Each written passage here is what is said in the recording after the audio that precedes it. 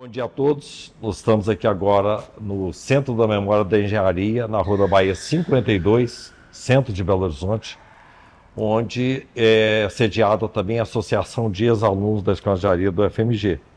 A Associação de Ex-Alunos ela é gestora do Centro da Memória da Engenharia.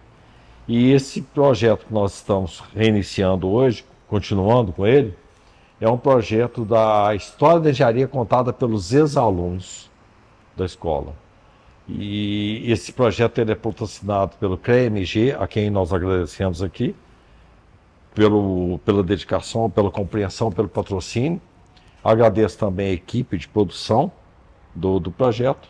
E hoje eu agradeço a presença do nosso colega Érzio Mansur, que é formado em 1989, não é isso? Isso mesmo? Estou errando, não? É. Aqui na Escola de Engenharia, Engenheiro Civil. Érzio, você é muito bem-vindo nesse projeto. É uma satisfação recebê-lo aqui. Eu já agradeço também o fato de você estar dispondo do seu tempo para estar aqui. Esse projeto, então, ele é um projeto que traz essa memória documentada, viva, porque ele é colocado nas redes, ele é um documento para o museu, é um histórico para o museu. E nós temos colhido muitos louros desse projeto, com a diversidade de assuntos, de histórias pessoais, toda a trajetória do profissional, e é isso que nós vamos explorar. E começar aqui agora, Érzio, explorando a questão da sua infância, a sua origem, do menino Érzio, de onde nasceu esse menino, qual que é essa história da infância, adolescência, juventude. Vamos lá. Tá certo.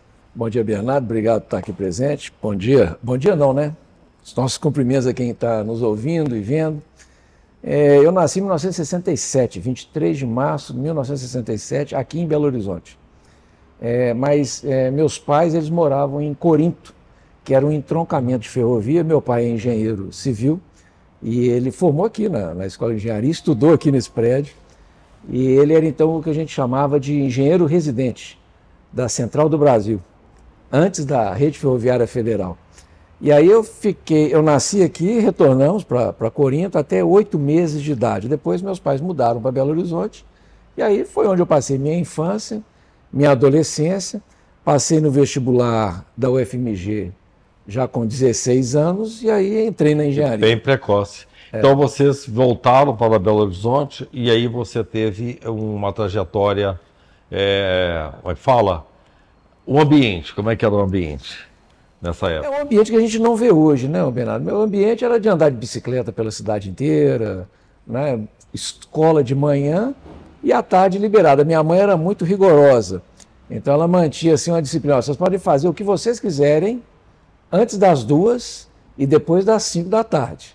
Mas entre 2 e 5 da tarde, vocês podem ficar trancados no quarto, sem estudar, mas do quarto não sai porque tem que produzir alguma coisa.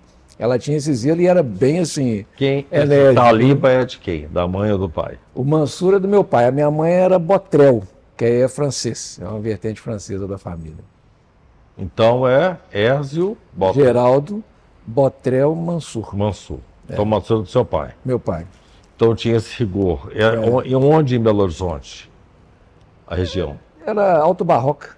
Alto Barroca. Para cá, para Alto Barroca. Escola, como é que foi? Mas você sabe uma coisa, antes da escola, como eu disse, não existe mais esse ambiente. Depois que me deram uma bicicleta, eu tinha ali uns 10, 11 anos, a cidade era assim, era o quintal de casa, entendeu? É mesmo? Não, eu me lembro, a gente eles eram rigorosos, mas deixavam você andar de bicicleta na cidade. Depois das 5, antes das 2, entendeu? Você fica à vontade. E fim de semana. Mas para você ter uma ideia, várias vezes... né, nós éramos sócios daquele clube Charlet, Alberto Charlet, que era um engenheiro, em Sabará, e eu ia sozinho, ou às vezes juntava com os amigos de trem. Tinha um trem que saía aqui da Praça da Estação, aqui do nosso lado, aqui, e ia até lá, ia sozinho, descia, passava o dia, às vezes de férias, né? Passava o dia, voltava, sem celular, sem controle nenhum eletrônico, e tudo corria bem. Veja só, em 40 entrevistas que eu fiz aqui, até a primeira que está citando, que cita-se o Charlet, é você, que era um clube de engenheiros. Sim. Né? Isso é muito bom deixar registrado aqui, sim, em nome de nossa memória. Ele era um clube, ele era inicialmente era um clube de engenheiros. Depois houve uma... Não foi não. Foi uma Sociedade Mineira de Engenheiros. Tinha um clube em Lagoa Santa, não foi isso? Ou Sete Lagoas? A SME tinha uma sede campestre em Lagoa Santa. Tá. Mas esse não. Eu não conheci o Alberto Charlie, né? Mas parece que era tipo uma casa, uma sede que eles tinham, parece que eles ajudaram na implementação da uma unidade aqui em Sabará, da Abelgo, foi alguma coisa nesse sentido. Então você era frequentador do Charlet na infância, escola. Qual que era a escola primária? Escola, eu estudei no Colégio Armanelli, o Wellington Armanelli, ali na Amazonas. Não existe mais. Não existe mais. Não, depois... Era escola particular, né? Particular. Depois do segundo ano e meio, para mim, né? Somos 3 lá em casa, né? Eu sou o mais novo. Então, no meu segundo ano e meio do primário, nós fomos para aquele Cecília Meirelles, que é ali Gutierrez, Santo Agostinho. Ali perto do CREA, na rua debaixo do CREA ali. Ele existe ainda, Cecília Meirelles? Eu creio que ele existe, mas não nesse mesmo endereço. E depois, na 5ª série, até o antigo terceiro científico, né? Aí eu fiz no Pitágoras ali da Cidade Jardim. 5ª até o terceiro. Da 5ª série. Lembrando assim, que... 5ª, 6ª, 7ª e 8ª. A estrutura de formação nossa era o primário, Isso. o ginásio e o científico. Porque quando a gente tem que lembrar isso aqui sempre, né? Porque muitos que estão nos assistindo não sabem disso. Não. Né? Hoje são 9 anos, né? Na nossa época eram 8 anos, mas enfim. Então, o ginásio, né? Pitágoras, da Jardim, e o científico, que você tinha opção, ou era científico ou era escola técnica, né? Não sei hoje como é que está isso, mas acho que é mais ou menos assim também hoje. Aí eu também fiz no Pitágoras, fiz a opção pelo científico. Você fez pelo científico, né? Isso. Então você fez os Pitágoras. Wesley, o que é que te estimulou a engenharia? Foi seu pai ou você já tinha essa identidade? Algum irmão seu também manteve isso? Não, foi mais pelo meu pai, né? Papai é engenheiro civil e é até interessante, eu gostava muito era da mecânica. Né? Então, assim, eu lembro de eu pequeno, a gente sempre ia para a fazenda finais de semana aqui em Ouro Preto. Muitas vezes eu e meu pai ia na sexta, voltava domingo, ia sábado, voltava domingo, isso, mas praticamente a agenda do fim de semana era a fazenda. E era comum, né, assim, na época, né, Vox, Opala, Kombi, né, esses carros que você arrumava em casa, né, estava na farmácia que tinha peça. E eu sempre ajudava, né, tinha muito interesse. Eu lembro de 12, 13 anos, eu desmontava carburador, montava carburador, achava aquilo curioso, né, e assim, gostava muito. Mas na opção do vestibular, tinha que resolver, 16 anos, vamos combinar que você não tem assim muito estrutura para acertar o futuro, né? Mas Deus abençoou muito, porque engenharia civil ou mecânica, mas enfim, engenharia é um curso fenomenal, né? Tem muito a agradecer essa escolha. Sim, que bom que você escolheu. Voltando um pouco lá para... como é que fala? Muito incomum falar-se numa fazenda em Ouro Preto. Né? Então, vou explorar um pouco isso aí, porque é curioso, porque é uma região muito rochosa, né, com muito minério. O que é uma fazenda em Ouro Preto? Conta isso pra gente, que eu realmente estou curioso. Isso começa com o meu avô, pai do meu pai. O pai dele veio da Síria, né, o Mansur de lá. E todo mundo chegava aqui turco, porque era o país que tinha... A passagem, né? Diplomática. O Brasil era o Império Turco-Otomano, né? Então, nós estamos falando aí da virada do século XIX para o século XX. Então, meu bisavô veio, era o Najib Mansur, e ele veio e se instalou ali em Ouro Preto. Então, o meu avô, o José Mansur, pai do meu pai, ele começou a trabalhar muito cedo, normal, né? Para a época, especialmente, e ele começou como tropeiro. Então, o tropeiro, na época, era o caminhoneiro, o carreteiro, o dono de transportadora de hoje. E meu pai conta que ele começou assim com 3 burrinhos, punha a mercadoria em cima, vendia a mercadoria, vendia os burrinhos, voltava de trem e comprava 4 burrinhos, 5 burrinhos. Sim. Aquela natureza do negócio, né? E meu avô ganhou muito dinheiro nessa região lá. Então ele foi comprando muitas terras, né? Uma forma de segurança, né? E essa fazenda específica ele doou em vida para os filhos, eram 10 irmãos, meu pai mais 9, doou para os filhos em vida e meu pai foi comprando dos irmãos, né? E essa fazenda, é interessante essa sua abordagem, porque se você voltar aí 300 anos atrás, você tem registro, por exemplo, da grande fome em Ouro Preto, que uma galinha em Ouro Preto valia o preço de uma vaca na corte. Porque todo mundo queria tirar ouro e ninguém estava preocupado em produzir alimento. Então, essa região onde fica a fazenda é meio assim que um oásis de terras boas. Claro, tem terras muito melhores no Brasil, né? Mas assim, para a região é uma mancha boa de terra, de qualidade de terra e também de topografia. Não é aquela estrutura amorrada, como a gente gosta de falar. No distrito de Ouro Preto. É um distrito que chama Glaura hoje, né? É o antigo Casa Branca, né? Ali, indo para Ouro Preto, quilômetro 67, 70, antes de Cachoeira do Campo, à esquerda. É, muito interessante, porque intuitivamente eu quis saber isso de você. Veja você, um oásis que poderia produzir alimentos. Sim. E houve essa crise aí da a galinha que valia um boi. Pode falar um pouco mais sobre isso? A tradição é essa. Quando descobriram, né, o ouro em Ouro Preto, e chama Ouro Preto exatamente porque eram pepitas de ouro, localizadas em aluviões, com uma cobertura de ferro oxidado, né, que é o que hoje tem muito na região, que é exatamente a extração de minério de ferro, de altíssima qualidade. Então, houve um afluxo gigantesco de pessoas para aquela região. E é um cruzamento, esse eu ainda não consegui entender exatamente como é que funcionou isso, mas você tem as bandeiras vindo de São Paulo e tem as entradas baianas, que sobem ao São Francisco, entram no antigo Guaicuí, que é o Rio das Velhas, né? No distrito de Barra do Guaicuí, ali, Pirapora, enfim, naquela região ali mais para o norte de Minas, e o Rio das Velhas nasce em Ouro Preto, né? Na Cachoeira das Andorinhas, é a nascente do Rio das Velhas. Então vinham essas entradas baianas e vinham as bandeiras paulistas. E essa turma localizou então essa região, Mariana e Ouro Preto, antigamente Vila do Carmo e Vila Rica, não é isso? E esse afluxo de pessoas ávidos pelo ouro, que vale e sempre valeu muito dinheiro, não é isso? Representava sempre muito poder. As pessoas vinham com esse foco.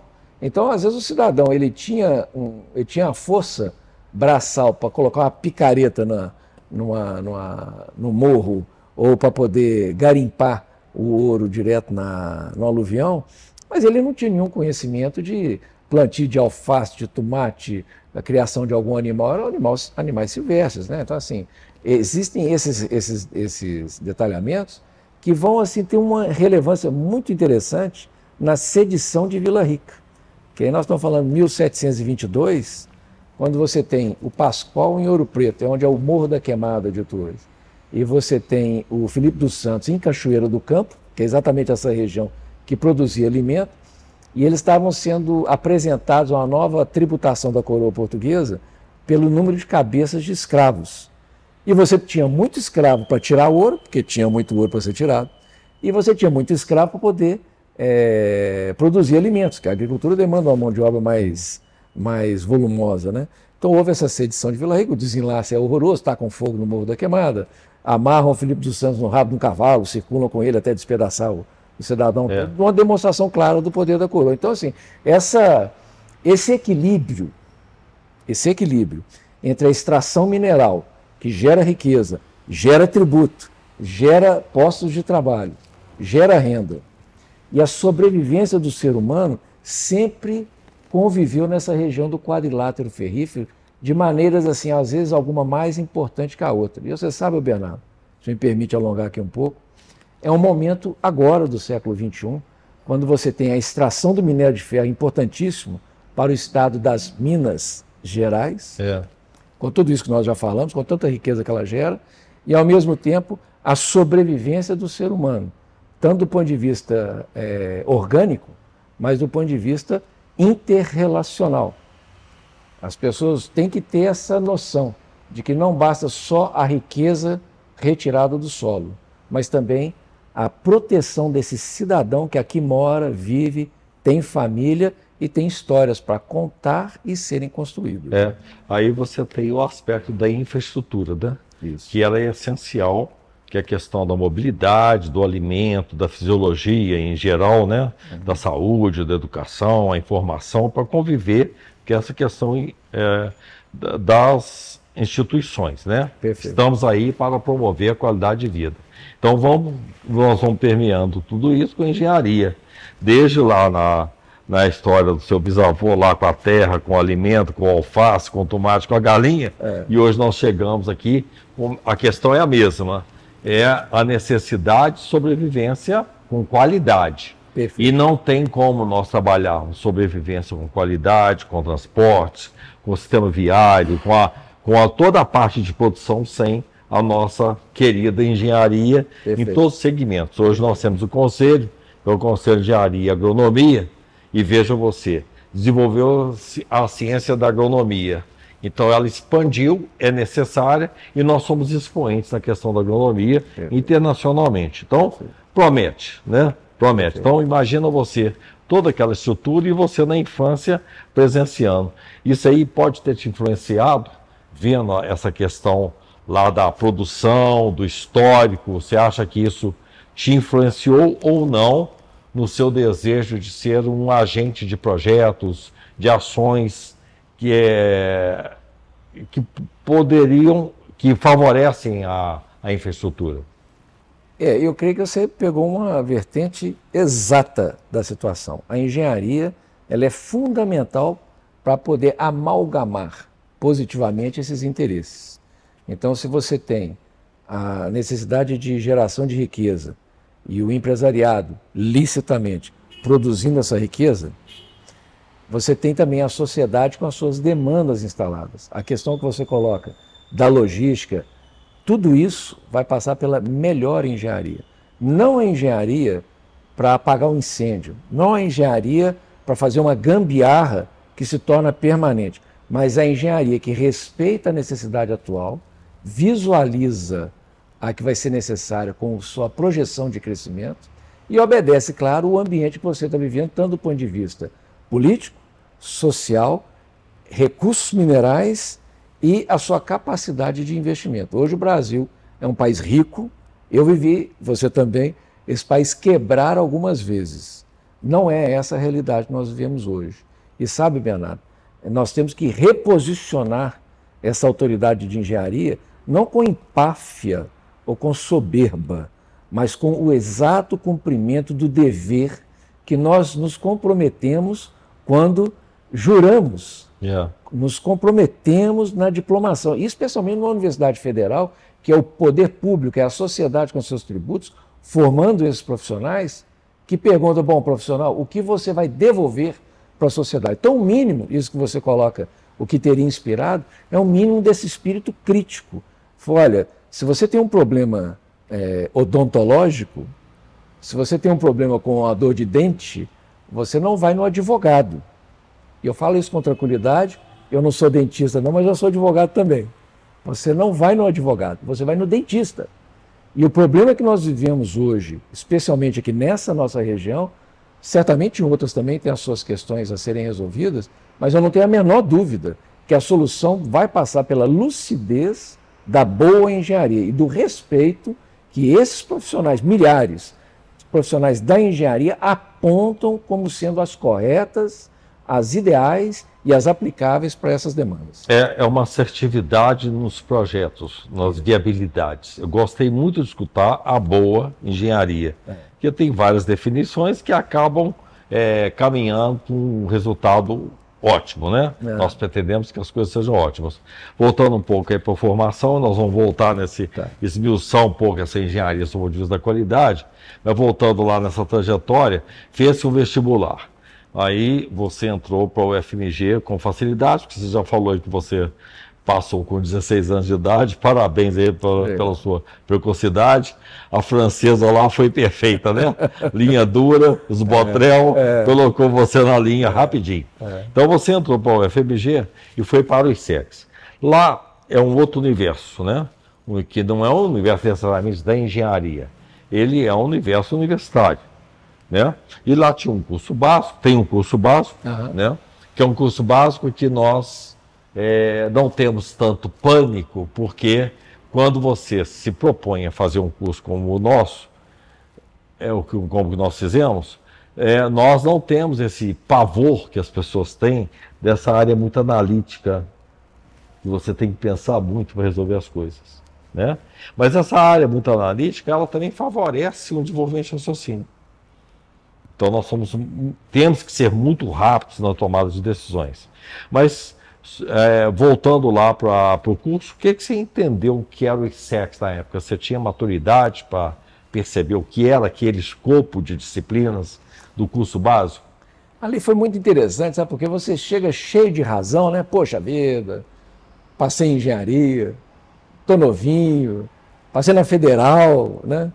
E ali eu fui confrontado com a minha pequena capacidade intelectual, né? Então, assim, foi um desastre meu primeiro semestre, né? Porque eu achava que era tudo tranquilo, e não é, né? Você realmente é um curso denso, profundo, e que extrai do cidadão que se aventura a entrar por essa área do conhecimento, né, o máximo possível. E se não extrair o máximo possível, ele não passa. Não tem jeito. Não existe o medíocre na engenharia. O medíocre fica para trás, né? Então, assim, não existia. Bom, desculpa. Eu falo pelo meu conhecimento. Assim, um episódio diferente, né? hoje sobre isso, por conta de toda a minha experiência com estruturas curriculares, sobre o que eu recebi ontem de uma mensagem que eu vou revelar aqui, em homenagem a um ex-colega, não sei se você conhece, o Cláudio Soares. Creio que sim. Que é coordenador da ENGE. Conhece o Cláudio? Não lembro aqui de nome. Do BDMG? De nome. Tá, voltaremos lá daqui a pouco. Então, volta aí, desculpa ter te interrompido. Mas, bom, eu falo por mim, né? Assim, para mim isso ficou muito claro, que eu não era aquilo tudo que eu estava achando, muito pelo contrário, estava devendo muito, né? E que se não enquadrasse, não ia ter a conclusão do curso. Mas, no primeiro ano eu já percebi isso.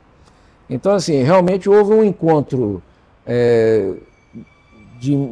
o meu encontro comigo mesmo do ponto de vista de compromisso, e cumprir o compromisso assumido. Então, você está na escola de engenharia, você passou nesse vestibular, cumpra com o seu compromisso. E para cumprir o compromisso tem que estudar. E a federal, ela é boa para poder cobrar, entendeu? E ainda bem, porque se ficar no mais ou menos, você não forma um bom profissional lá na frente e a faculdade não entrega de volta à sociedade um profissional responsável pelos seus atos. A gente fala muito da ART, né? E fala da responsabilidade técnica. Podemos desdobrar para a responsabilidade civil, administrativa, penal, mas o responsável diante da sociedade, ele tem que ter um mínimo de conhecimento. E a escola de engenharia, pelo menos é a minha experiência, eu sinto assim muito claramente, sabe, Bernardo? Ela fez um adestramento, e a palavra é essa mesmo, um adestramento com relação ao objetivo, o compromisso, o esforço e o resultado. Sem o esforço não adianta. Você pode sonhar à vontade, e é bom que sonhe. Mas se você não se comprometer e não se empenhar, você não vai ter o resultado para entregar. Você é só mais um sonho. Então, assim, eu agradeço muito, sério. Sempre que eu dei aula 5 anos em faculdade, né, de engenharia, de direito, e sempre que eu tive a oportunidade eu colocava isso. Como é importante essa lição da engenharia. Assuma os seus compromissos e responda por eles. Mas quem vai fazer isso é você. Essa caminhada, esse sapato, esse andar é só seu. Nós estamos aqui para ajudar, nós, faculdade, estamos aqui para ajudar. Mas o compromisso e os passos, quem vai dar é você. Eu não sei se você concorda, quando você vai fazer um curso de engenharia, você já vai porque você se sente interessado e não tem uma barreira de não dar conta. A gente vai porque a gente sabe que a gente vai dar conta, na maioria dos casos, quase a totalidade dos casos. Então, especialmente no passado, quando a seleção era extremamente rigorosa, então se você passava é porque você estava habilitado para aquilo. Então você fazia o curso porque você tinha uma habilidade, uma tendência àquilo. E quando você faz o curso, você decide porque o curso te formatou mais, mais desenvolto, do ponto de vista dos projetos, das ações, das decisões, dos resultados. Você consegue entender? Você vai com um potencial, mas esse potencial ele é mais potencializado no curso e na prática profissional. Isso mesmo? Sim. Não, existe uma exigência instalada, né? Você depois, filosoficamente, poeticamente, só vai ter essa visão com o passar dos anos. Você tem que ter um distanciamento disso, né? Porque o momento, o dia a dia, as provas, o estudo, aquilo é um massacrante. Mas é nesse massacre mesmo, sim, com todo respeito a todas as formas e tecnologias da pedagogia moderna, né? Mas pelo menos para mim funcionou com muita clareza. Com certeza.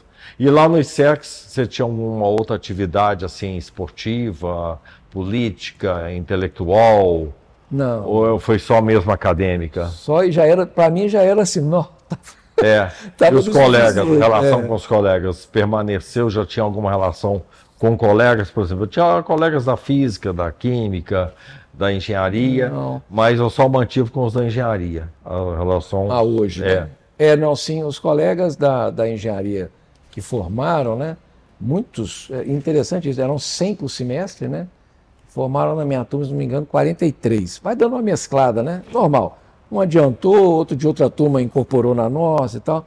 Mas, assim, tem boas relações com essa turma até hoje. Né? Assim, e que eu me lembro, até hoje não morreu ninguém. Tá todo mundo vivo aí. Isso. Escola de engenharia. Bom, lá no ISEX, então, passado essa etapa, você veio para aqui. O que você notou de diferente? Primeiro, o deslocamento, né? Isso aí era um sucesso, né? Você ficava livre daquele deslocamento da Pampulha. A Pampulha sempre foi longe. Antes era longe pela distância, hoje é longe pelo tempo. Né? Pelo tempo, é engraçado, é o mesmo lugar, né? Mas assim, a relação hoje mudou um pouco. Mas você vê, quando eu passei no Gibraltar, não tinha carro, não tinha carteira, não tinha nada. Eu lembro que eu gastava 50 minutos de ônibus, 2 ônibus, para poder chegar lá. Hoje você deve gastar mais ou menos isso de carro, né? 50 minutos, 1 hora, não sei como é que está, dependendo do horário do rush aí, né? Lembrando que a Antônio Carlos não era duplicada. Não, ela já tinha a pista. Eu não sou tão velho assim, não. A Antônio Carlos, ela tinha 4 pistas. Não, ela foi duplicada para mais que 4 pistas. Não é esse formato atual, né? Era um formato de 2 pistas. E ela, depois do viaduto São Francisco, ela era mais larga. A partir dali. Até Lagoinhas, era uma tripa de 2. É verdade. Ela não era duplicada até o anel rodoviário hoje, né? Ela era pista simples. Mas a gente ia muito pela Catalão, Carlos Luz, né? Carlos Luz. Ali sim era duplicada e tal, mas era, com certeza, né? Muito menos veículos, né? Então, assim, depois a gente vai se enturmando com o pessoal, tinha muito rodízio, né? Um vai com o carro, o outro vai com o carro e tal. Aí você tira a carteira, começa a ter um pouco mais de autonomia. Mas o primeiro impacto foi esse da distância. Aqui, no centro da cidade, muito mais simples, muito mais tranquilo.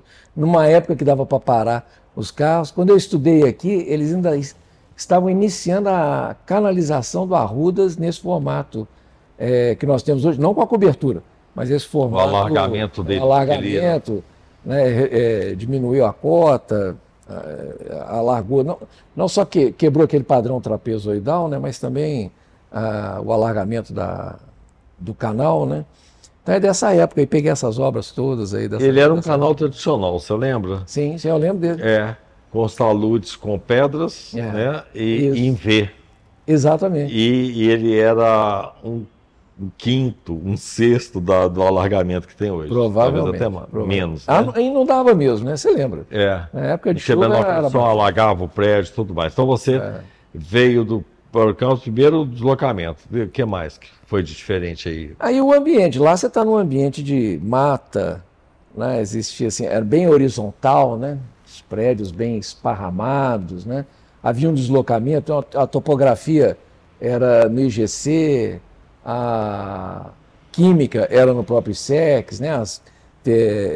Cálculo 1, 2, 3, 4, aquilo é uma loucura, né? Físicas, né? Física. A física já era no prédio do lado acho que era da arquitetura, não, do física, no prédio da física.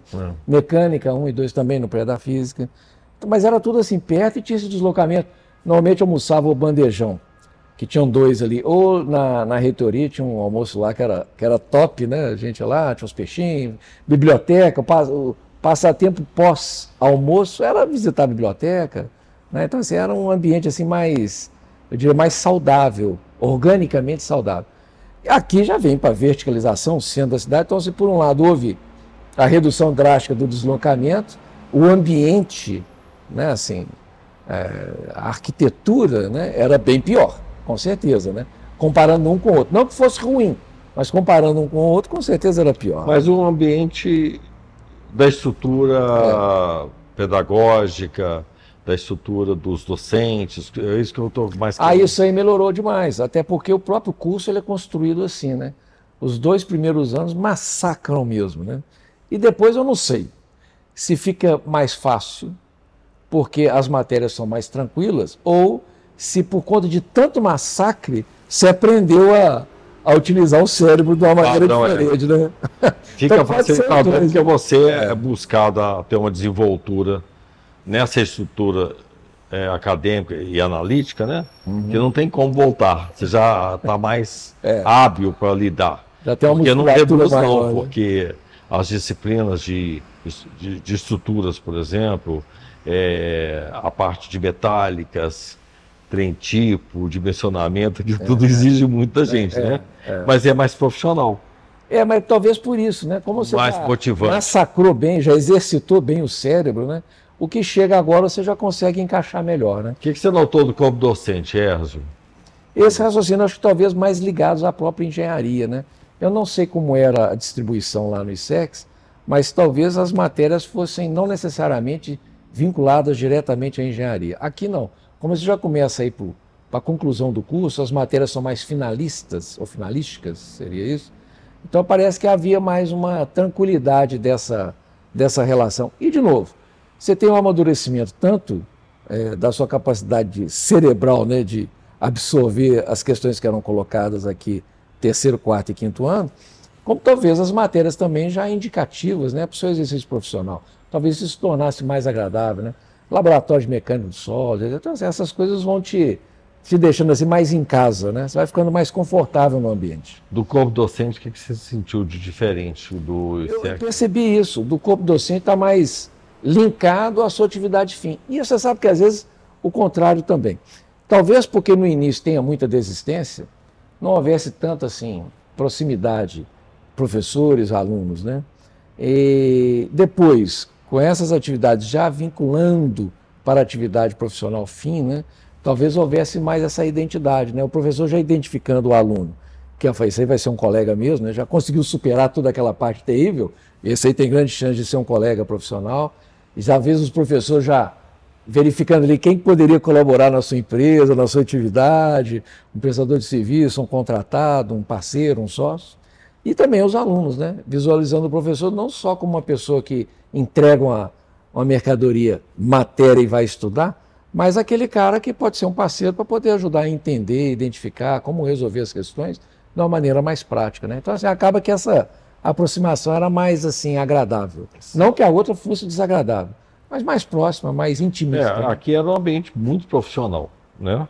Você tinha acesso à informação, como é que fala? Da prática do processo, né? De educacional.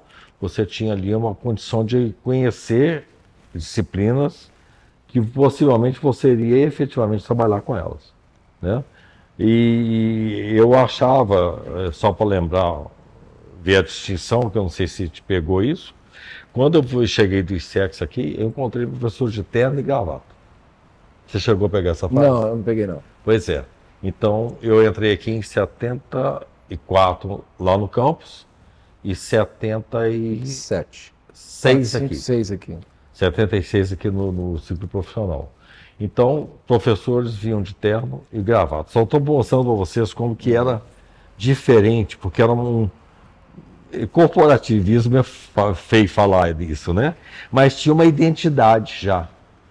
Escola de engenharia, diferente lá do ISEX. Lá não era uma escola de engenharia, mas aqui era um nicho de pessoas interessadas em serem engenheiros, formados por engenheiros, que eram professores, um perfil de professores diferente, porque eram professores empresários, autônomos, que trabalhavam e que editavam conhecimento. Eu estou falando de editar conhecimento, que eram as apostilas que eles chamavam de benta no passado, as bentas, né? As apostilas eram editadas por eles, os livros eram editados por eles. E era um conhecimento profissional que era do mercado. Então, você lidava com profissionais de mercado ensinando engenharia.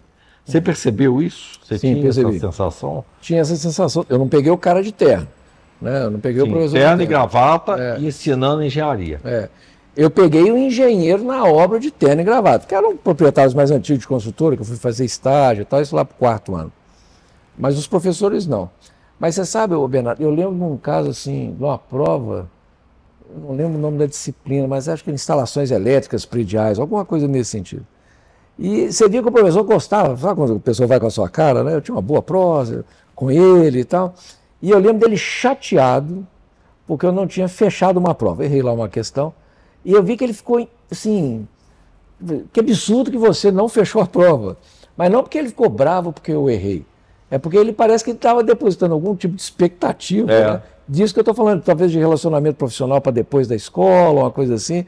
Mas assim, essas coisas vão marcando a gente, né? Fala, poxa, realmente você tem que perseguir o melhor, você tem que ser o mais assertivo possível. E eu não era um aluno classe A, não. Era ali, né? Dentro da federal ali, passava, né? Dava conta ali, uma coisa ou outra ficava no meio do caminho, mas a gente tentava sempre acertar e está comprometido com o resultado. Né? E esse ambiente daqui, a diferença desse ambiente social aqui, acadêmico, do campus? Tem alguma nuance assim que você poderia nos falar? Não, o pessoal vai se aproximando mais, né? Os colegas vão, talvez pela convivência permanente, primeiro semestre, segundo semestre, já tinha aquele formato seriado, né? Não tinha muito entra e sai, mas formou-se um núcleo ali que foi acompanhando até o final do curso, sabe? E assim, as amizades foram realmente fortalecendo e acabavam. Que assim, fim de semana sempre tinha alguma situação, viagens, esses feriados, então o pessoal foi se convivendo mais, né? Havia, até por uma questão do dia a dia, né? Havia essa identidade já da academia, né? Então nada mais natural do que também nas atividades sociais acabava você se encontrando mais. E Belo Horizonte já era uma cidade muito grande, mas era muito interessante. A gente já sabia mais ou menos onde ir, de novo, né? Sem celular, sem combinar nada. Sem celular, o pessoal já sabia que ia encontrar todo mundo nesse lugar ou nesse lugar, dependendo do dia. Então, acabava... na verdade, criou-se aqui na escola essa prática de convivência entre colegas, né? Que era uma identidade mesmo. Sim. Pela profissão, em tudo, né? Sim. Então, e as disciplinas sobre elas, nós passamos um pouco pelo corpo docente, o discente, e agora as disciplinas. Quais as que são mais memoráveis, as que te perturbaram e as que eram mais palatáveis? Olha, geometria analítica e álgebra linear era coisa de outro mundo para mim. Ainda hoje eu tenho essa desconfiança de ser alienígena. Essa disciplina. Não, eu fico meio assim. Mas, assim, que eu lembro das provas, né? Por exemplo, teve uma prova de mecânica 2, que era, eu não lembro exatamente, mas eu lembro bem que eram folhas de papel almaço escritas, tipo assim, 2, 3 folhas, frente, verso, 2, 3 dessas, né? Que era para montar a equação, como é que é? Montar a equação do movimento em coordenada polar e cartesiana, se não me engano, de uma mosca em um disco a 33 RPM. Imagina. Ela em tantos graus. Eu falei, gente, e eu sei escrevi, e saiu uma fórmula lá no fundo, de todo o tamanho, que era maravilhoso. Se você errasse um sinal lá no começo, dançou tudo, mas o professor avaliava, né? Assim, não, errou aqui, mas ele conseguia valorar, né, o seu desenvolvimento. Ao contrário do camarada que só dava a resposta. Isso aí colou, é claro. Né? Mas assim, essa era fenomenal. E aqui no profissionalizante? Mas isso lá embaixo ainda no ISEX, né? Na Faculdade de Física, né? E assim, de novo, né? Você vai diluindo, né? Teve essa aí das instalações elétricas, eu lembro da reação do professor. Teve ali depois nos transportes, que era o Baeta. Uma figuraça, né? Então, assim, já no 5º ano. Transporte então, assim, era o Baeta. Transporte era o Baeta. Fala das disciplinas. Quais eram as que eram as mais preocupantes e depois as palatáveis? Não, as preocupantes as do começo, todas preocupantes. Não, não é do começo, não, aqui no curso profissional. Vamos lá. Não, você fala aqui já? Não, aqui tinha teoria, né, das estruturas. Teoria das estruturas. Que eu acho que fazia exatamente essa passagem do árido para o oásis, né? Então você vinha ali, cálculo 1, 2, 3, 4, física 1, 2, 3, mecânica 1 e 2, geometria analítica, cálculo numérico 1 e 2. E aí você pega a teoria das estruturas, eu acho que ela faz essa passagem. Aí dali para frente vai suave. Você achou mais facilitado? Ah, não. O terceiro ano ele já te entrega assim, mais tranquilidade. De novo, as disciplinas já mais apontando para o exercício profissional, você já mais adestrado a raciocinar, né? Como estudar, né? Eu te confesso, Bernardo, que eu fui aprender a estudar na faculdade. Aqui no curso profissional? Lá embaixo, já lá no ISEX. Quando eu entro na faculdade de engenharia, entro na escola, que eu passo no vestibular, ali eu aprendo a estudar. Eu não sabia estudar. Certo. Então, assim, aquilo de tem que fazer exercício, faz outro, e mais um. Completou a lista, faz de novo. E nós, engenheiros, não temos uma memória que muitos têm, pelo menos, né? Tudo nosso era deduzido, você lembra disso? Tinha que deduzir tudo. Era resistência dos materiais, eu não sei se chamava resistência no seu tempo. Tinha, 1 e 2.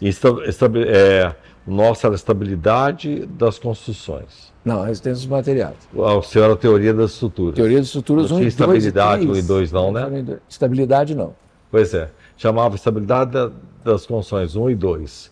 Depois entrou como teoria das estruturas 1 e 2. Uhum. Não é isso? Depois veio concretos. Concreto, a parte concreto era pesado. De geotecnia, que a gente não dava muita atenção. E é tudo hoje, né? Se você for observar, ainda mais no estado como o nosso, geotecnia é imprescindível. Com tantos taludes, com tantas bacias. Barragens, né? Tinha disciplina. Para você fazer obras num lugar desse, com essa transição rochosa, que você tem todo tipo de solo, é muito importante. Isso não era um foco. E foi introduzido pelo Euler Magalhães da Rocha, que trouxe essa geotecnia para Minas, né? Isso é muito curioso. E ele está aqui na associação conosco e ele realmente foi um protagonista da geotecnia em Minas. Essa parte das barragens, do solo, eu já tinha a impressão na escola, e hoje eu mantenho essa impressão, de que era mais assim, para você, engenheiro civil, ter a noção. Porque certamente na engenharia vai ter aquele especialista daquele assunto. Então era mais assim, eu percebia mais um ensino assim, meio que gerencial. Você tem que ter a noção, tem que saber como é que... Uma barragem que não pode tombar, não pode afundar, não pode escorregar. Grossas linhas, né? Mas assim, você sabia, imaginava, e hoje eu tenho a certeza, de que existe um profissional da engenharia que tem a especialidade nisso, né? Ele consegue fazer isso com muito mais assertividade. E a engenharia civil ali, como se fosse ligando os vários pontos, né, das engenharias para entregar aquela obra, né? Eu penso assim. Então, assim, mesmo na época eu já tinha essa noção, né? Que não se aprofundava tanto assim. Tinha ali uma informação e, olha, funciona desse jeito, né? Maiores detalhes, verifique com o especialista. Qual foi a disciplina mais preocupante para você em final de curso? No final de curso? Não, no final de curso não teve, não. Mas, assim, das últimas que causava assim, um temor era concreto, né? Estruturas em concreto, estruturas metálicas já foi mais tranquilo. Não, bem... Nós tínhamos uma disciplina, pontes metálicas, no final do curso. Mais de 50% dos alunos formavam sem ter passado essa disciplina. Eu não lembro se eu não sei se você teve isso, essa disciplina. Eu tive estruturas em concreto e estruturas metálicas. Você não fez pontes metálicas? Não me lembro. Talvez eles dessem. Você vê, tem teoria das estruturas, os pórticos, etc. Uma dosagem assim. E aí ele joga para concreto e joga para metálico. Tal na ponte, quais eram os esforços de extração. mas aqui pensou em todas as vigas da ponte. Mas vamos combinar. Imagina você, na viga tal, posição tal, qual que era o esforço, tração e compressão. Mas veja, isso para mim era, na época, assim, você tem que passar. Né? Você tem que aprender porque tem que passar. Mas hoje eu olho, isso era prazeroso. Para mim era prazeroso. Era um desafio. Eu não tinha dificuldade porque eu tinha prazer em fazer isso. Né? Porque era um desafio você calcular um esforço desse. Então essa disciplina, ponte metálica, ela é dada, eu não sei se você chegou a fazê-la ainda, não sei se existe. Eu não lembro. Eu lembro isso, teoria das estruturas, não lembro se era 1, 2, 1, 2 e 3. E talvez eles dividissem, depois encaminhassem para concreto e metálicas, né? O curioso também, voltando agora para a gente arrematar esse primeiro bloco, é que os conteúdos, eles são dinâmicos, porque eu não sei no seu tempo quais eram as ênfases existentes, se eram as mesmas no meu tempo. Minhas ênfases eram transportes, estruturas, saneamento, E não me lembro de outro, para ser sincero, se tinha de materiais. E no seu tempo? Era saneamento, transporte, eu fiz transporte. Saneamento, transporte, estruturas, é mesmo, hein? Eram 5. Não lembro que agora não. Deve ser por questão de estrutura em concreto, estrutura metálica, pode ser por aí. Eu acho que tinha materiais, não me lembro não. Então, lembro, quando você monta essa estrutura, inclusive eu estive como conselheiro do CREA, as pessoas não sabem o que se faz lá, e eu fiquei muito identificado, porque eu imediatamente entrei na parte do acompanhamento da estrutura educacional. E entrei para a Comissão de Educação, coordenei por 2 anos a Comissão de Educação, e aquele empenho todo de análise de estruturas curriculares para aprovação de processos de faculdade de engenharia. Eu encontrei de tudo. Eu encontrei uma faculdade de engenharia, que eu já falei aqui, eu sempre vou lembrar, com 20% de engenharia e 80% de não engenharia. Entendeu? Estruturas que é muito importante as pessoas saberem que o que se faz aqui, você obtém as atribuições. Então, conforme está legislado, eu tenho um conteúdo e esse conteúdo me dá as atribuições. Mas acontece que tem escolas que dão um curso e o aluno vai e quer todas as atribuições, às vezes na estrutura curricular não foi dada uma determinada disciplina. Por exemplo, barragens, né? Pontes metálicas, concreto protendido, uma série de disciplinas que não eram dadas, que às vezes não são dadas em algumas escolas, que não tem a atribuição correspondente. E o aluno compra um pacote sem saber o que ele está comprando. Ele faz um curso sem saber que ele tem que ter certa formação para ter um escopo de atribuições. Isso é regulado pelo Conselho. Ok? Então, essas disciplinas eram muito contempladas aqui na UFMG. E o nosso currículo ele teve uma expansão, uma atualização. Por exemplo, nós tínhamos uma disciplina de saneamento. Depois tinha ênfase em saneamento. Hoje nós temos mais disciplinas de saneamento no curso de graduação. Muito mais exigido. Não se falava em resíduos naquela época. Você tinha uma visão geral, uma única disciplina de saneamento. Como é que foi no seu tempo? Uma disciplina saneamento. E você tem razão. Eu lembro que eu dava aula na Kennedy, até eu assumi lá a cartório, etc. 7 anos atrás, dei 5 anos aula lá. E na engenharia e no direito. E na engenharia eles pediram para montar exatamente uma disciplina de aproveitamento de resíduos sólidos, que era optativa e depois parou. Mas eu também saí da escola, não sei o segmento que houve. Mas você tem razão, essa questão do saneamento não existia, ninguém estava preocupado com isso, né? Afinal de contas, nós temos rios, joga o esgoto lá e seja o que Deus quiser. Ah, nós temos resíduo de construção, joga lá naquela vossoroca lá que ajuda a resolver o problema. Era o máximo de consciência ecológica. Então, assim, hoje não, né? Hoje isso é totalmente incabível. Né? Esse conhecimento, quando ele é mais sistêmico, eu consegui criar um conteúdo na disciplina que eu dava na UFMG, que é a prática profissional de engenharia, através de uma psicóloga, que eu falo o nome dela, que é a Tânia Fantini, que era professora do meu departamento e fazia parte de um módulo, do módulo de gestão, né, de prática profissional de engenharia. Ela dava lá parte de recursos humanos, as políticas de relações de trabalho, muito interessante mesmo. E ela falou assim, Bernardo, isso aqui é muito interessante, as necessidades humanas. Aí eu fui estudar as necessidades humanas, lá tem segurança, tem fisiológicas, tem como é que fala, a sociabilidade, tem reconhecimento, tem autorização, todas essas 5 necessidades, em que cada um tem seu patamar de necessidade, e ele é distinto, né, entre as pessoas, entre os indivíduos, todas elas têm demandas para engenharia. A começar das fisiológicas. Nas fisiológicas você tem que contemplar a alimentação, contemplar a saúde, tudo isso tem engenharia. Não existe saúde sem engenharia. Engraçado. E realmente, quem que é um grande articulador, gestor de uma estrutura hospitalar, tipo uma Santa Casa?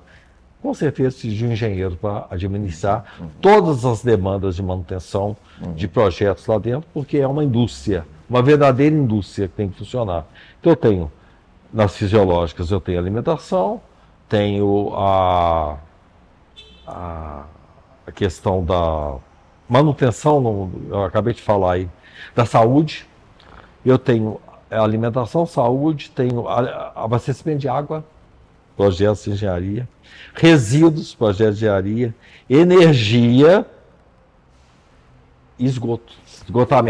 Esgotamento, todas as 6 ligadas à fisiologia e todas as 6 dependentes da engenharia. Você conseguiu, já no curso, conseguir ter uma correlação entre a fisiologia e o que você estava aprendendo ou não?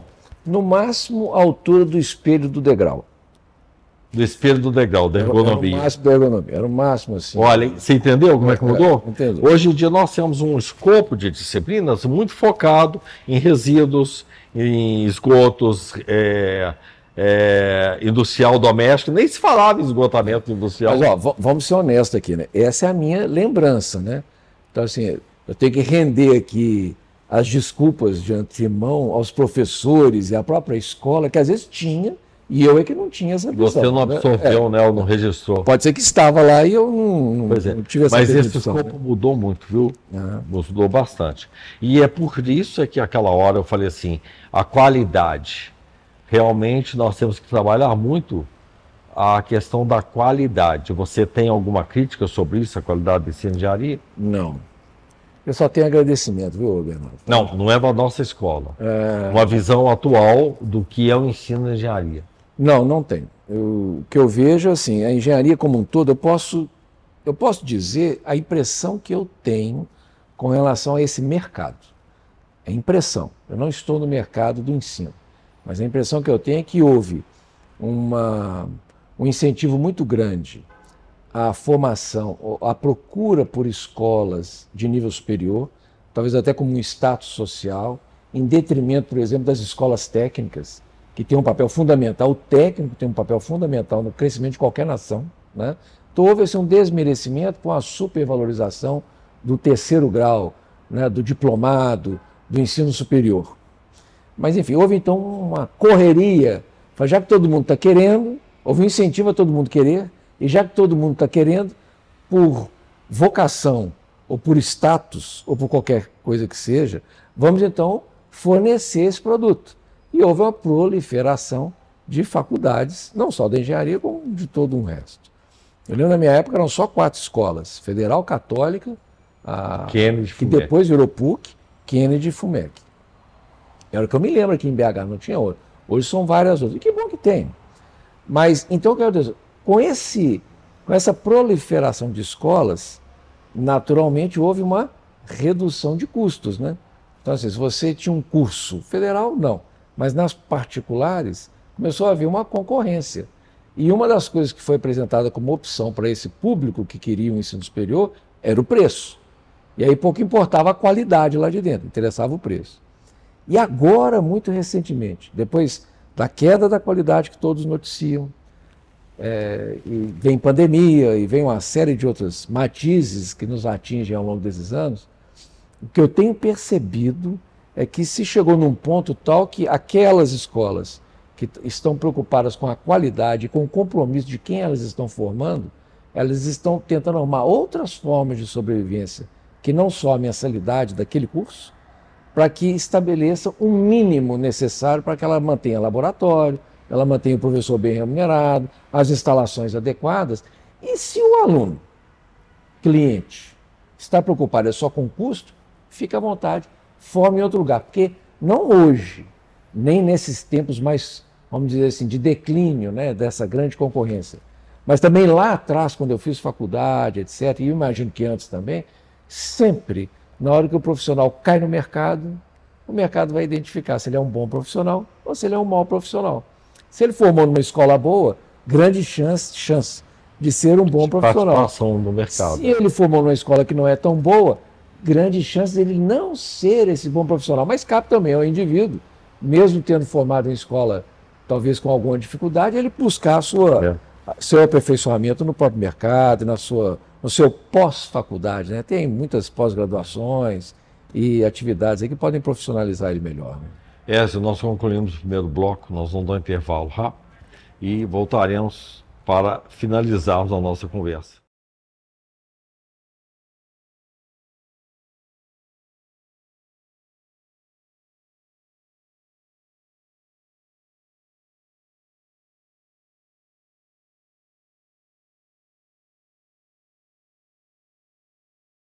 Dando continuidade à nossa entrevista no projeto, na quinta edição do projeto História da Engenharia contada pelos ex-alunos, nós estamos aqui no Centro da Memória da Engenharia, no centro de Belo Horizonte, Rua da Bahia 52. E esse Centro da Memória é a sede da Associação de Ex-Alunos da Escola de Engenharia. Esse projeto ele é patrocinado pelo CREA-MG, que eu reforço aqui, atualizo os nossos agradecimentos, como também agradeço à turma do apoio, da coordenação do projeto, e agradeço a sua presença mais uma vez, Érzio, por você estar aqui conosco. Nós estamos entrevistando hoje Érzio Botrel Mansur, formado em 89, engenheiro civil, aqui na nossa escola. Érzio, dando sequência à nossa conversa, nós temos aqui agora a saída da escola, o mercado, né, o exercício profissional. Já no último ano, todo graduando sente a diferença, né, de ares, que você passa de uma... É aquele negócio do jovem adulto, adulto jovem, né? Você vai saindo da estrutura da graduação para enfrentar o mercado. Você já tinha esses auspícios do mercado, já foram, te acirrar em você ânimos profissionais ou passou batido? Não, estágio, né? Já terceiro, quarto ano já estava cavando estágio, fiz alguns estágios, construção civil, ferrovia, e depois eu peguei no último ano, eu fazia 2 estágios concomitantemente. Um era na antiga Tratex Civeletro, era um braço da Tratex na época, acho que ela era responsável aqui o antigo trólebus que seria feito aqui na Cristiano Machado. Cristiano Machado. E tinha várias instalações assim, industriais, eles trabalhavam muito essa questão industrial. E na Jacopori, ou Jacopori, que era uma empresa finlandesa de projetos. Quando eu me formei, a Tratex não estava muito bem, então não houve nenhum convite, eu estava até desmobilizando a empresa já na época. Isso aí nós já estamos em 1990, né? Mas a Jacopori me chamou e me contratou como engenheiro projetista. Então, meus primeiros passos na engenharia foram de cálculo estrutural, quase que na unha, não tão na unha como uma régua de cálculo, mas assim, bem assim, ainda artesanal, né? Cálculo estrutural. O escritório era aqui pertinho, aqui, ó, Avenida Amazonas, número 100. E, poxa, uma alegria, né? Você forma e já é convidado para poder trabalhar, já conheciam um pouco de mim, do meu trabalho, porque eu era estagiário lá, né? Então, para mim, assim, foi muito gratificante. E lá, foi uma experiência muito legal, Bernardo, porque eu calculava a estrutura de concreto armado de uma ampliação da Ferteco, a antiga Ferteco, hoje é a Vale, ali chegando em Congonhas. Sei onde é. Esquerda. E aí depois eles pediram para eu acompanhar a execução desses projetos, foram todos validados, né? Acompanhar a execução. Isso foi uma ótima oportunidade para você para ver Fenomenal. O projeto sendo feito. Sendo feito. E aí, e assim, muito interessante, né? Porque você consegue, por exemplo, tinha uma correia transportadora e era do lado de uma correia transportadora que já estava em operação há mais de 50 anos. E as dimensões eram muito maiores. Sabe, daquele frio, você falou, não, calculei tudo errado, né? Mas eu refiz os cálculos e tal, e assim, era aquilo mesmo. Porque tem os coeficientes de segurança, multiplica por 1,15, divide por 0,85, multiplica coeficiente de fissuração, você multiplica por 2, tudo que você calculou. E assim, eu falei, mas como é que é isso? Não, é porque tem uma questão também das normas, né? A BNT, etc. e tal, como elas são construídas, que aí já vale todo um outro programa. Mas eu lembro o pessoal vai, se você quiser fazer igual aquele já fez, eu não, porque se a norma que está apresentada para mim hoje é essa que eu vou usar, né? Eu não posso inovar aqui e colocar em risco o cidadão, né? A pessoa que vai operar aquele equipamento. Depois eles pediram também para eu acompanhar a fiscalização tinha uma fábrica de estruturas metálicas para essa ampliação, também em Congonhas. Eles montaram uma fábrica e estavam construindo ali os perfis metálicos, os pilares, as vigas todas, né? Com as suas furações, os dimensionamentos, pintura, etc. As espessuras, a especificação do aço que era utilizado, também foi uma experiência Era uma fenomenal. esteira de transporte minério? Não, era um moinho de bola no segundo andar, suspenso, e tinha essa correia transportadora, que eu me lembro que tinha mais coisas, né? Mas então o meu trabalho como calculista era da estrutura em concreto armado. Agora, assim, vamos deixar claro, né? Não era eu calculando, simplesmente tinha toda uma equipe, né? Eu fazia parte dessa equipe de cálculo, né? Não pode dar a impressão de que eu cheguei lá recém-formado e estou resolvendo tudo. Não, estávamos a várias mãos fazendo isso. Mas aí gostaram do serviço, mandaram para acompanhar a construção, depois pediram para fazer esse acompanhamento da fabricação da estrutura metálica e depois eles me convidaram para ir para Barcarena, no Pará. Era um contrato que eles tinham vencido lá e eu até topei, mas com um condicionante. Eu tinha que acabar um curso de engenharia econômica que eu estava fazendo na Fundação Dom Cabral, que era caríssimo. Pra você ter uma ideia, meu salário não dava conta de pagar. Né? Então, eu agradeço aqui já de cara também aos meus pais, que me ajudaram a pagar esse curso lá na Dom Cabral. E faltava 2 semanas ou 3 semanas para concluir. E eles foram assim, não tem jeito, está precisando lá agora, então se você não for, nós vamos ter que arrumar outra pessoa. E aí você se desliga da empresa. Eu falo, sinto muito, né? E também, esse eu tinha o quê? 22 para 23 anos. Eu falo, eu tenho que concluir o curso, né? Eu não posso abandonar, né? Logo que eu formei, eu fiz um curso de computação na Federal e depois eu entrei nesse da Fundação Dom Cabral, que foi excelente também. Foi um curso assim que abriu muito raciocínio com relação a essa integração da técnica com a própria sociedade, tanto do ponto de vista de mercado, quanto do ponto de vista de atendimento mesmo de anseios das populações. Isso foi muito gratificante.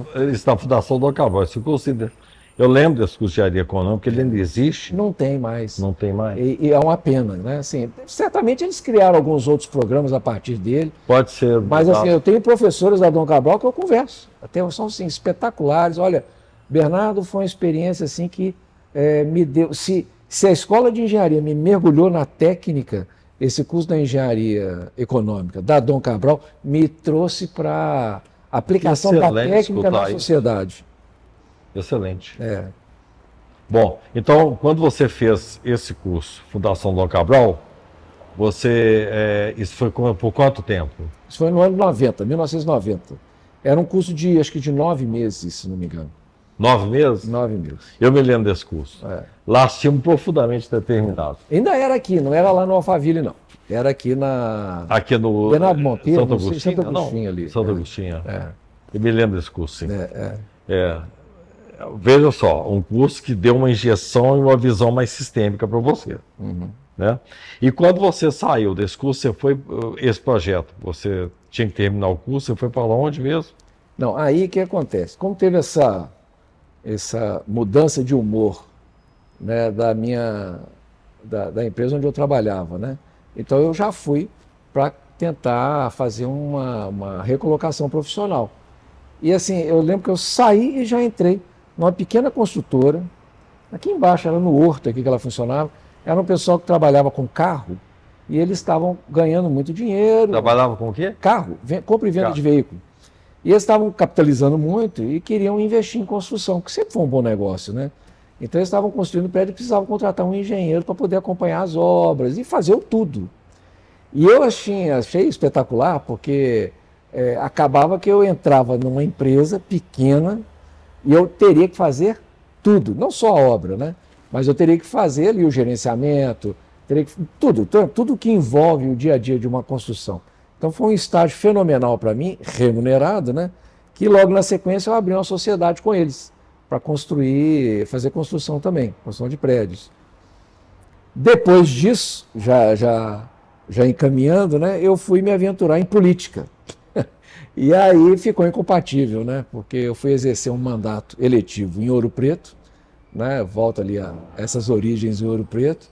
E aí eu saí da sociedade para poder abraçar mais fortemente. Fala sobre esse cargo político em Ouro Preto, que não ficou claro. Eu fui eleito... Eu, na verdade, queria candidatar a deputado estadual. Gostei desse negócio de política e tal. Sei.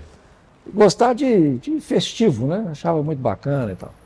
E aí já tinha tido, quando eu me atinei para isso, já tinha havido a eleição em 1990, que era a eleição de presidente, governador, deputado, etc. Mas tinha, então, em 92, eleição municipal. Então, eu resolvi fazer um estágio de campanha. transferi o meu título para Ouro Preto, né? Passei a ter uma residência na fazenda, né? E, de fato, durante o mandato morava na fazenda, né? Vinha em BH e voltava para lá. E me candidatei e ganhei. Então, assim, já que ganhou, vamos exercer o mandato. Então, eu fui vereador em Ouro Preto, de 93 a 96. Nessa época, eu saí da consultora e montei uma factory com um amigo meu que era gerente do Citibank. E sanguezinho, sabe, né? Mandou uma factory. E aí eu fiquei nesse vai e vem. Eu lembro que eu acordava, mais ou menos a rotina era essa. A fazenda ficava de Ouro Preto, então eu acordava cedo, vinha em Belo Horizonte, e na hora do almoço, na época que Ouro Preto era mais perto, né? Porque o problema do mais perto é aquilo que você falou, né? Hoje ficou mais distante. Ficou mais distante. Acesso. Na época, assim, irresponsavelmente, menino, né? Não tinha nem um passarinho para tomar conta, assim, de gastar menos de 50 minutos, BH Ouro Preto, mas totalmente irresponsável. Hoje você faz com 2 horas e meia. E só de birra eu paro para tomar um café no meio do caminho, já que vai demorar mais, então vamos curtir a viagem. Isso, Mas enfim, então eu exerci esse mandato, terminou em 96, não candidatei à reeleição de vereador, a minha pretensão de deputado eu já tinha alinhado para poder talvez candidatar a prefeito, e aí não deu certo essa articulação depois em 96, e pediram para eu compor uma chapa para ser vice-prefeito, mas não fomos eleitos, eu encerrei ali minha atividade como eleito. E retomou a engenharia ou não? A engenharia nunca saiu da minha atividade profissional, porque você não consegue, eu não consegui, não sei se alguém consegue, eu não consegui, e ainda bem, fico feliz por isso, você não consegue desvestir todo aquele adestramento que nós falamos no primeiro bloco, essa visão que eu falo de inserção, que a gente pega muito nesse curso, ou pegava muito nesse curso da engenharia econômica na Dom Cabral, então você não se desveste disso. Então, na engenharia, de ter uma construtora, isso não. Mas na engenharia já tive várias atividades, como por exemplo, fomos colegas como conselheiros no CREA, né? Eu tive ali uma atuação em 2 mandatos. Né, em 2 mandatos você ficou lá? Eu renunciei no último ano do 2º mandato por conta do cartório que eu assumi, que era incompatível, né? O concurso público do cartório e a atividade cartorária depois, ela não permite que você tenha nenhum cargo, ainda que honorífico. Então, assim, eu contribuo ali hoje, CREA, CONFÉ, quando é convidado, né? Assim, alguma questão assim, igual hoje, nos últimos 2 ou 3 anos, a questão de segurança no trânsito, né? Esse repensar de logística, mas como convidado, não como conselheiro. Isso aí é muito curioso, porque você está desenvolvendo um trabalho, que nós temos que destacar aqui, porque o nosso tempo é curto agora, você está desenvolvendo um trabalho que é um trabalho de mobilização e sensibilização com relação a essa 040 de alto risco. Você pode falar um pouco sobre isso aí, porque isso é pensamento genuíno do engenheiro. Ações de engenharia. Fala, por favor. Mas só para fechar também, só de outras questões de engenharia, aula na faculdade de engenharia, acaba que isso tudo é uma atividade, né, da gestão. Sim, você coisas, também trabalhou numa escola, né, dando aulas. Dando aula na engenharia, no direito, e acaba assim, agora eu retorno agora para o escritório de advocacia, então assim, a gestão, tudo entra muito da engenharia. Aquilo que para o engenheiro é óbvio, às vezes para as outras formações profissionais, com todo o respeito, tem ali um esforço maior para a compreensão. Essa questão da 040, você vê, ela casa com esse primeiro serviço lá da Ferteco, antiga Ferteco. Por quê? Eu fui aprovado num concurso de cartório em Congonhas e assumi lá em 2018, 1º de fevereiro de 2018. E eu fiz a opção por esse cartório porque tem alguns concursos que são feitos só para quem já é titular de cartório há mais de 2 anos. Então eu fiz a opção por esse cartório, eu não mudaria tanto a minha vida social, né? Tem família aqui, sou casado, tenho filhos, etc. Não queria perder essa conexão. E da minha casa até Congonhas, sem irresponsabilidade, é de 50 minutos e 1 hora. Então, é quase que um deslocamento interno aqui dentro de Belo Horizonte, as pessoas fazem isso quase que diuturnamente. Mas eu comecei a perceber, com esse vai e vem, né, que algo estava errado. Sabe assim, quando você acostuma, o ser humano acostuma com tudo, e assim, aquilo está colocado daquela forma, aquela estrada eu sempre utilizei, às vezes para ir para a praia, ir para o sul de Minas, não, Zona da Mata. E você acostuma com aquele ritmo de volume de veículos, de qualidade de veículo, traçado da via, manutenção da via, sinalização, etc.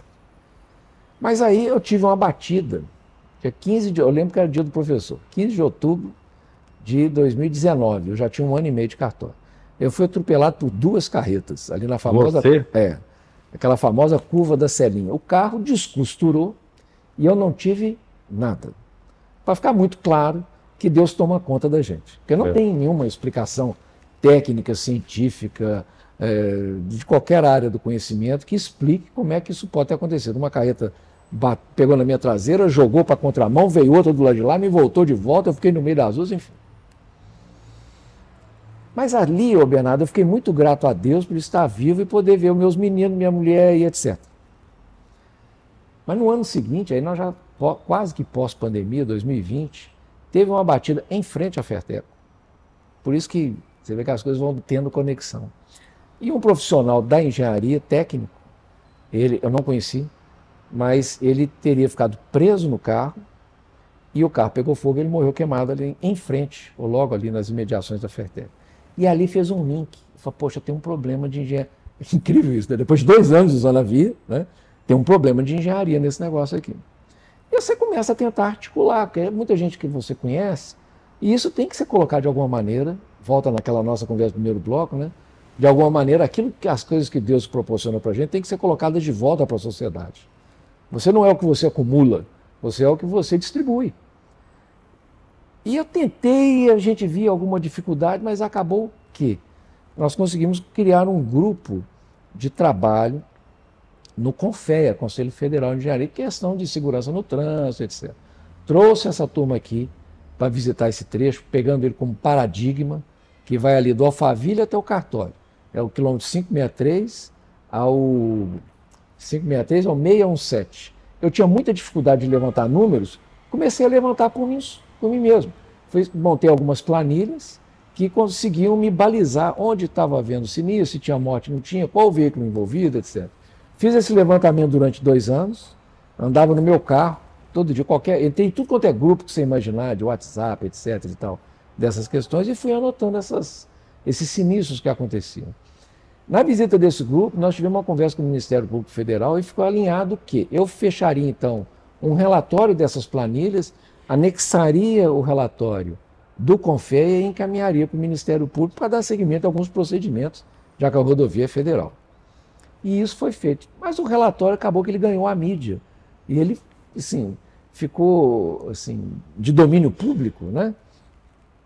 Porque percebeu-se que o vidro que levou uma pedrada e trincou não é azar. O buraco que você passou, rasgou o pneu, não é falta de atenção. A batida que aconteceu não é um acidente. E a morte que eventualmente tenha ocorrido não é culpa de quem morreu. Existe um problema sistêmico de traçado e de utilização da via. Então é uma via com traçado dos anos 50 a 60, o projeto de 1950, inaugurado por Juscelino Kubitschek, daí você já vê a idade. É um outro país do ponto de vista econômico, de capacidade de investimento, fazer uma autobahn ou fazer uma rodovia mais simples, e sem a capacidade de investimento também para os anos futuros, né? Ela atendia ali aquele momento. Passava um carro, passava um caminhão, passava um ônibus. Não é a nossa realidade hoje. Hoje, essa rodovia está inserida dentro de um sítio mineralógico de uns 3, 4 mil quilômetros quadrados, que o modal rodoviário é o principal meio de transporte do produto da mineração. Veja, ninguém tem nada contra a mineração, pelo menos do ponto de vista assim, saudável do raciocínio. É estranho alguém ser contra a mineração. Ninguém tem nada contra a mineração. Da mesma forma, o transporte rodoviário, ninguém tem nada contra isso. Mas isso tudo, Bernardo, você sabe disso, nós sabemos disso na engenharia, que dá para ser feito sem matar tantas pessoas. Então a média ali é de 27 mortes por ano, nesse trecho. Nossa, mãe. E assim, uma morte já justificaria todo um pensamento. Lógico, lógico. Mas são 27 e não adianta. Este ano morrerão pelo menos 27 pessoas ali. Não se trata de mau agouro, de ficar torcendo pelo pior. Se trata de trazer a realidade que não pode ser colocada debaixo do tapete da esculhambação e da gambiarra. Essa estrada, esse trecho, como de resto todo o país, tem que ser repensado, tem que ter a engenharia e a boa engenharia aplicada no trecho para que não se admita, o rigor que tem dentro da escola não pode ser negligenciado no uso da profissão, na aplicação do conhecimento técnico que nós temos aqui dentro. Não pode se admitir a esculhambação, a gambiarra, o meio arranjo. Tem que ser feito com excelência. E a priorização de usar uma via como transporte de carga. Acaba que tem uma priorização. Pode coexistir, pode ser em vias paralelas, pode Mas ser... o problema é de dimensionamento, né? Infraestrutura de dimensionamento. Mas essa letargia de sair de um paradigma, que é uma via de 50, 60 anos, e não conseguir mudar essa via, adaptá-la à realidade, essa letargia, desculpa aqui todo respeito ao meu estado, que é um estado que eu admiro, que eu gosto muito e me identifico, eu acho que é muito diferente de um estado como São Paulo. Eles são mais ágeis nos dimensionamentos. Mas eu vou trazer essa responsabilidade, sabe, Bernardo? Eu poderia aqui colocar a responsabilidade em tribunais, em juízes, em Ministério Público Federal, estadual, agências de regulamentação, órgãos de construção, DENIT, DE. É fácil. Eu posso colocar a responsabilidade em quem eu quiser. Mas eu trago a responsabilidade para a engenharia. De novo, aquilo que nós falamos no primeiro bloco. Nós temos que retomar a autoridade de engenharia, porque se você tem um problema igual esse em uma via, quem tem que ser convidado, ou quase intimado, para dar a solução é o engenheiro.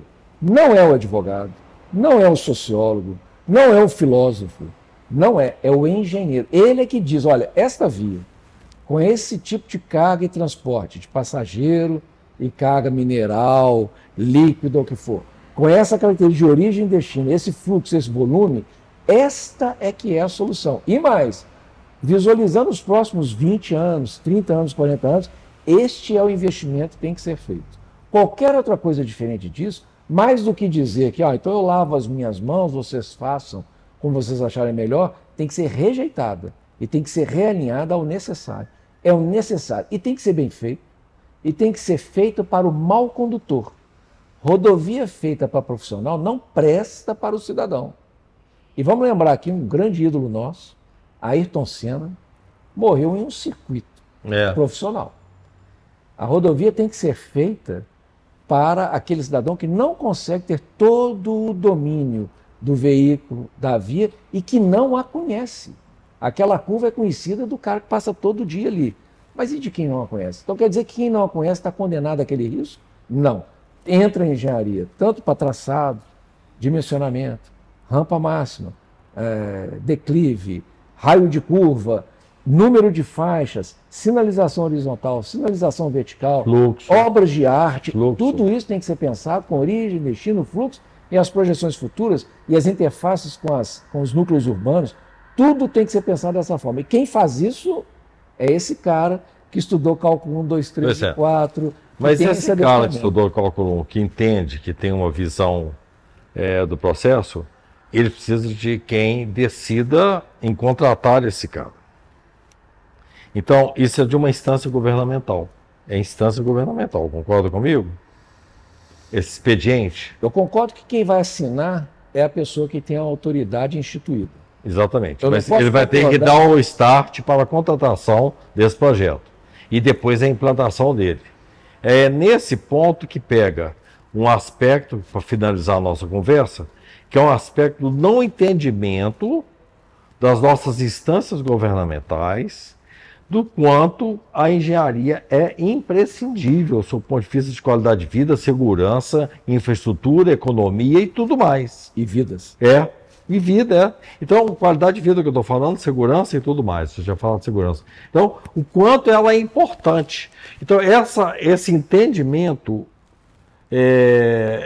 para mim, ele ainda não está claro, sob o ponto de vista das instâncias governamentais. Aí, para nós finalizarmos, qual que é o recadinho que você pode dar para os nossos governantes com relação à leitura da importância da engenharia na questão do desenvolvimento econômico, social, a questão ambiental, sem geração de passivos? É muito claro, sabe, Bernardo? Podemos colocar o espelho do que nós vivemos na escola, na academia e aplicamos na nossa vida profissional e pessoal. Nada menos do que o excelente. Nada menos do que o excelente. O representante público, eleito ou não, exercendo um cargo eletivo ou não, ele tem que ter esse zelo, essa ciência da sua limitação do conhecer e a busca incessante por proporcionar o melhor para o seu jurisdicionado.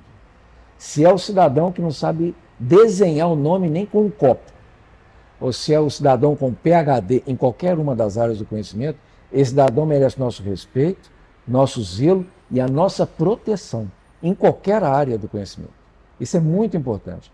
Esse cidadão que ali está, não interessa como ele ali chegou, ele tem que ter esse entendimento. Qualquer coisa diferente disso é desrespeito ao seu semelhante. Falta para eles e para nós essa noção clara do valor da vida, que está acima de qualquer interesse pessoal, que está acima de qualquer ganho material, que está acima de qualquer tipo de vaidade que você possa ter. Sim, mas o entendimento que a engenharia viabiliza isso e garante isso, eles não têm.